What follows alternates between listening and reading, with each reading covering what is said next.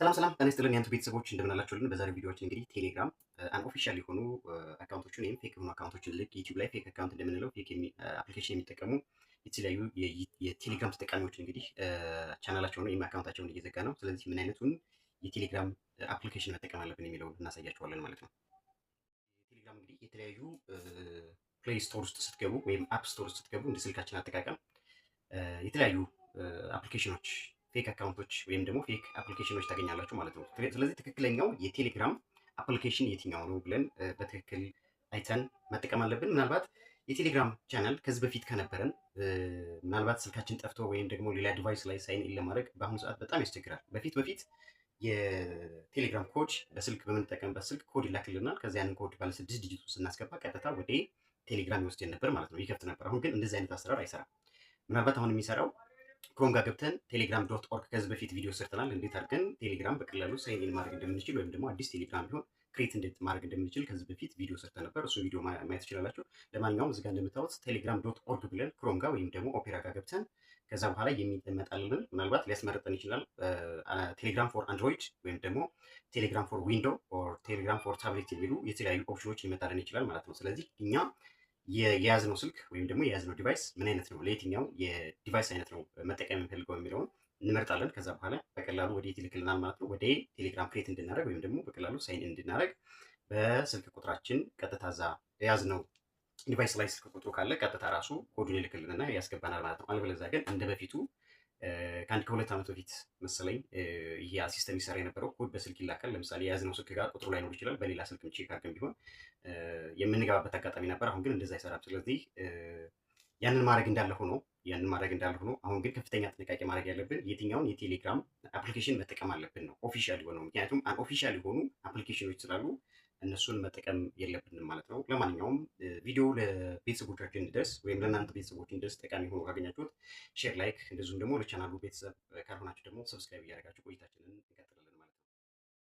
ቴሌግራም እንግዲህ አንኦፊሻል ያልሆኑ ወይም ሰርድ ፓርቲ መተግበሪያዎችን፣ ምክንያቱም ትክክለኛ የቴሌግራም አፕሊኬሽን አለ፣ ነገር ግን ሶስተኛ ወገን ደግሞ ሃይ ኮፒ መብቱን ወስደው እያበለጸጉ የሚጠቀሙባቸው የተለያዩ የቴሌግራም ለምሳሌ ቴሌግራም ፕላስ የሚባል አለ፣ ቴሌግራም ኤክስ የሚባል አለ፣ ቴሌግራም አፕግሬድ 2025 2026 እያሉ እዚህ ጋር እንደምታዩት ፕሌይ ስቶር ውስጥ ብትገቡ በጣም ብዙ አማራጮችን ያመጣላችኋል ማለት ነው። ለምሳሌ ፕላስ ሜሴንጀር፣ ቴሌግራም ኤክስ፣ ኤአይ ሜሴንጀር፣ ቴሌፕላስ የሚባሉ እንግዲህ የቴሌግራም የተለያዩ አንኦፊሻል የሆኑ ወይም ደግሞ ትክክለኛ የቴሌግራም ኦሪጂናል ኮንቴንት የምትጭኑባቸው ሳይሆኑ ፌኮች ይመጣሉ ማለት ነው። ስለዚህ ትክክለኛው የቴሌግራም ይህ በሰማያዊ በፈዛዛ ሰማያዊ ነጭ የቴሌግራም ምልክት ያለችባትን እሷን ብቻ መምረጥ ትችላላችሁ። ወይም ፕሌይ ስቶር ውስጥ ገብታችሁ ስታወርዱ እዚጋ እንደምታዩት የተለያዩ አማራጮች አሉ።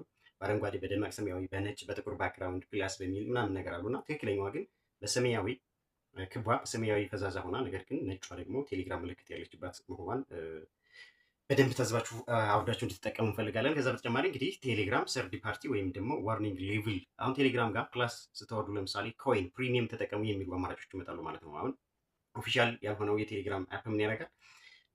የእናንተ ሌቭል እንድትጠቀሙ ወይም ደግሞ የኮይን መሰብሰቢያ ማለት ነው። ኮይን ልክ እንትን ላይ ምንድነው ይሄ ቲክቶክ ላይ ወይም ደግሞ ሌላ አፕሊኬሽን ላይ ኮይን እንደሚሰበሰበው ሁሉ ቴሌግራምም ላይ ፌክ የሆኑ ቴሌግራም እንትኖች ኮይን እንዲሰበሰቡ ወይም ፕሪሚየም ሌቭል 1 ሌቭል 2 እንድትጠቀሙ ያስገድዳል ማለት ነው።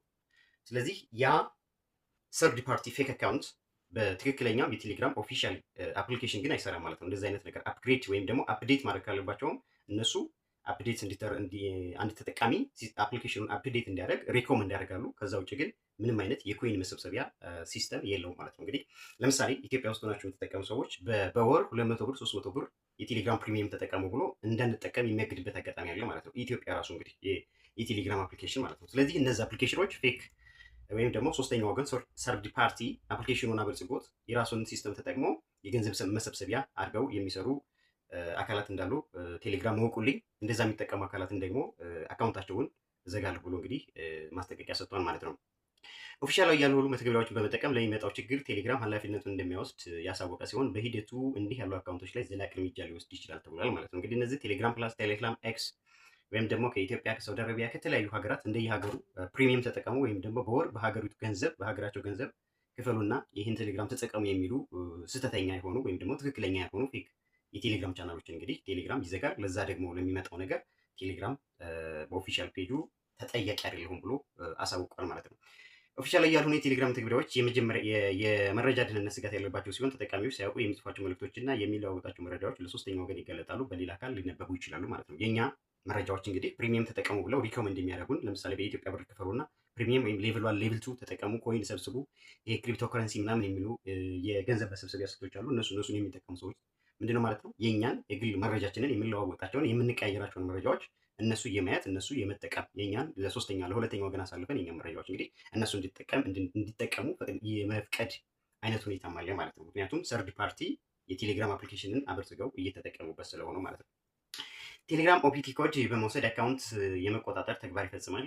ከዚህ ባለፈ ደግሞ ተጠቃሚዎች የማይፈልጓቸው ወይም ያልተጠቀሙባቸውን ፍቃድ የተለያዩ የቴሌግራም ግሩፖች ውስጥ ጆይን በማድረግ በማስገባት ሰዎች ለአጭበርባሪዎች እንዲጋለጡ ያደርጋል። በተለይ ክሪፕቶ ከረንሲ ገንዘብ በማጭበርበር ላይ የሚሰሩ ሰዎች ይህንን ይጠቀማሉ ይላል ማለት ነው። እንግዲህ ክሪፕቶ ከረንሲ በሚል ለምሳሌ አንዳንድ ግሩፖች ካካያቸው ግሩፕን ጆይን ከማድረጋችሁ በፊት ክሪፕቶ ከረንሲ የሆነ እዚጋ ሳይን ኢን አድርጉና ስልካችሁን አካውንታችሁን አስገቡና ስም አስገቡና አካውንት አስገቡና ምን ይላሉ ማለት ነው ገንዘብ መሰብሰብ ትችላላችሁ፣ ገንዘብ መስራት ትችላላችሁ የሚሉ ማስታወቂያዎች ይለቀቃሉ ማለት ነው። ስለዚህ እንደዚህ አይነት ሁኔታዎችን የሚለቁ ፌክ አካውንቶች ስለሆኑ በከፍተኛ ሁኔታ ጥንቃቄ አድርጋችሁ የቴሌግራም ትክክለኛ ኦፊሻላዊ አፕሊኬሽንን ገጽን ተጠቅማችሁ መተግበሪያውን መጠቀም ትችላላችሁ ብሎ እንግዲህ ቴሌግራም በይፋ ተናግሯል ማለት ነው። ከዚህ ጋር ተያይዞ በተለይ በኢትዮጵያ አሁን እየቀረ መጣ እንጂ የክሪፕቶ ከረንሲ ወይም ደግሞ ቴሌግራም ላይ በከፍተኛ ሁኔታ የገንዘብ ማጭበርበር ስራ የሚሰሩ የተለያዩ የቴሌግራም ሰርድ ፓርቲ ፌክ አካውንት ተጠቃሚ ሰዎች እንዳሉ ይታወቃል ማለት ነው። ምናልባት አሁን መንግስት ከወሰደው እርምጃ አኳያ ከክሪፕቶ ከረንሲ የቁማር ጨዋታ ከመዘጋቱ ጋር ተያይዞ አሁን በከፍተኛ ሁኔታ የቀነሰበት አለ። ነገር ግን ከኢትዮጵያ ውጭ ሆነው አሁን በከፍተኛ ሁኔታ የሚሰሩ ያንን ግሩፕን ጆይን አድርጉና ገንዘብ እንስራ የሚሉ በጣም ብዙ ደላሎች ወይም ሌቦች እንዳሉ ግን አሁንም የምናይባቸው አጋጣሚ አሉ ማለት ነው። ለምሳሌ በኦፊሻላዊ የትክክለኛ የቴሌግራም ቻናል ያላቸው የዜና መልቀቂያ አውታሮች አሉ። እነሱ ጋር የሚለቀቁ ክሪፕቶ ከረንሲ ወይም ደግሞ ይህን ግሩፕ ጆይን አድርጉ ብለው መጨረሻ ላይ ከዜናቸው መጨረሻ ላይ የሚለቀቁ ፌክ እንትኖች አሉ፣ ማስታወቂያዎች። አሁን ትክክለኛ የቴሌግራም ላይ ዜና የሚሰሩ ወይም ደግሞ እንደዚህ የንቃተ ሞቲቬሽን የሚሰሩ የተለያዩ ግሩፖች ግን ምን ያደርጋሉ ማለት ነው ከታች የሚለቀቁ ማስታወቂያዎች እኛን አይመለከቱም ብለው የሚናገሩባቸው አጋጣሚዎች እንዳሉ እናያለን ማለት ነው። ስለሆነም ቴሌግራም ላይ ደህንነቱ የተጠበቀ መልእክት ልውውጥ ለማድረግ መረጃዎችን ሶስተኛ ወገን በማያየው መልኩ እንዲዘዋወር ህጋዊና ኦፊሻላዊ የሆነውን ቴሌግራም መተግበሪያ ብቻ ከአፕ ስቶር ወይም ፕሌይ ስቶር አውርዳችሁ ተጠቀሙ ብሎ እንግዲህ ቴሌግራም አሳውቋል ማለት ነው። ስለዚህ ምናልባት ለብዙ ስራዎች በአሁኑ ሰዓት ቴሌግራም እና ዋትሳፕ ወይም ደግሞ የተለያዩ የሶሻል ሚዲያ አፕሊኬሽኖችን እንጠቀማለን። እነዚህን አፕሊኬሽኖች በጥንቃቄ ትክክለኛውን አፕሊኬሽን ነው የምንጠቀመው፣ ምን አይነት አፕሊኬሽን ነው የምንጠቀም የሚለውን ግምት ውስጥ አስገብተን ከፍተኛ ጥንቃቄ አድርገን መስራት እንዳለብን ግን በዚህ አጋጣሚ ልናሳስባችሁ እንፈልጋለን ማለት ነው። ቤተሰብ መልካም ሊሆንላችሁ። ቪዲዮውን ሼር አድርጉት፣ ላይክ አድርጉ። አዲስ ከሆናችሁ ደግሞ ቻናሉን ሰብስክራይብ አድርጉ። ባይ ባይ።